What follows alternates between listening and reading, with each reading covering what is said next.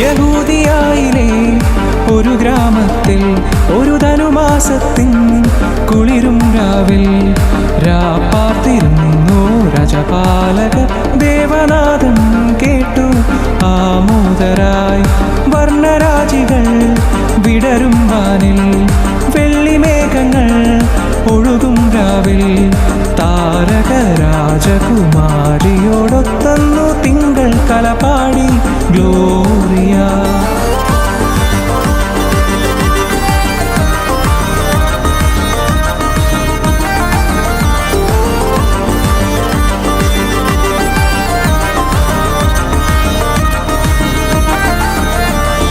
താരകം തന്നെ നോക്കി ആട്ടിടയർ നടന്നു.